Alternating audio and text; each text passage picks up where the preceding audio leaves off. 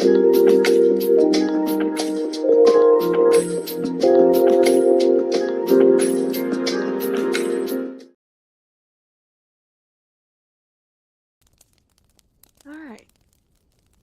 C-SPAN, you got your... I don't want to start if you don't have your shit ready. Just make your life easier. You good to go?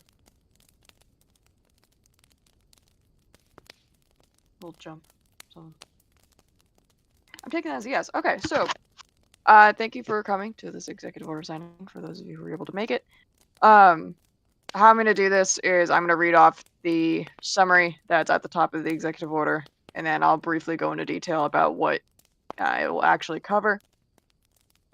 We do have about 4 of them to sign today, so I'll try to get through this as quickly and painlessly as possible, because I know legal stuff can be a little bit of a pain in the ass sometimes. So the first one, it's going to be Executive Order 82, Federal Employment Regulations 2025, acknowledging the necessity of maintaining efficiency, order, and operational integrity within the executive branch, and ensuring that all employees operate within clear and consistent guidelines while utilizing government-provided resources. This executive order establishes revised regulations to enhance oversight, accountability, and responsibility managing of federal assets. I read that English, but that's fine. This order also updates and refines previous policies, incorporating necessary exemptions for non-law enforcement executive teams, clarifying restrictions on uniform, equipment, and vehicle usage, and ensuring a structured, fair, investigative, and disciplinary process for all employees. So, for example, the use of vehicles. Non-law enforcement executive teams are now exempt from the restriction of no longer being able to buy cars that exceed a certain limitation. Again, everything that you can regarding this executive order will be released after this. For those of you who are curious about this, very specific things. Another thing, the Office of the Inspector General, obviously, basically, how do I phrase this? Basically, if you get sued, you're not going to get suspended right away, because that doesn't comply with how OIG does shit now. So we basically updated everything so that it matches with the OIG guidelines. Executive Order 83, documentation of presidential waivers and exemptions. We've been using a waiver system throughout this term, and now this pretty much sets up how that's going to work. Again, recognizing necessity for transparency, accountability, and administrative consistency within the executive branch, and ensuring that all waivers and exemptions that are granted by both myself and whatever presidents come after me are properly documented, archived, and communicated. For example, some executive orders have provisions where certain parts of them can be waived. This now just establishes the process for it. All exemptions have to be logged in a certain way and formally written. That's basically 83. 84. Executive professionalism standards. The order revises and updates prior guidance on executive branch professionalism and accountability to ensure that enforcement mechanisms are consistent within the operational framework of the Office of the Inspector General, similar to the other one.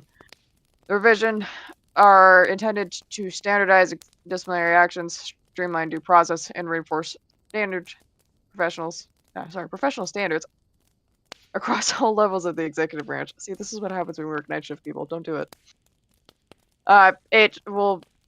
84 will fully replace 65 that was previously issued on the 18th of November of 2023.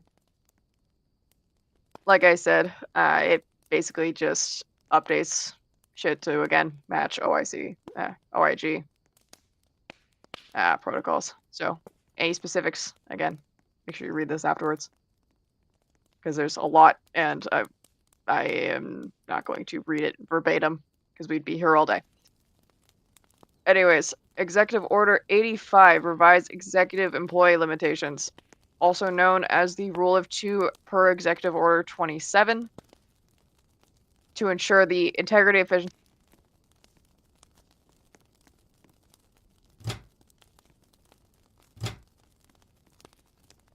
needs, and to prevent conflicts of interest. It is necessary to establish clear restrictions on executive employment across agencies, departments, and sub-cabinet positions.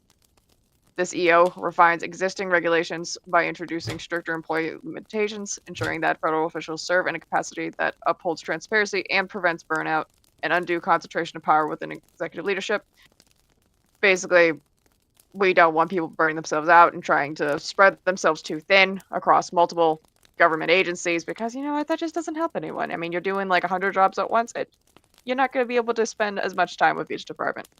And you know what, that's not good for anyone's mental health or anything. So, with that being said, let's get these signed. And I can't sign while I'm sitting, I don't think. Let me see.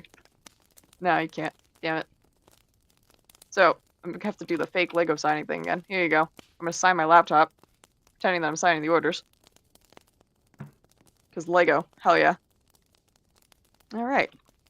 We're going to pretend that all those are signed, because I'm not going to sit there and do the /E sign thing for each and every one of them. We're pretending I saw them all at once, because, again, Lego magic. Anyways, that is it. If you have any questions, feel free to let me know or let someone within the White House know. We'll get those questions answered for you. With that being said, thank you guys for showing up. And we appreciate everything that you guys are doing. All right.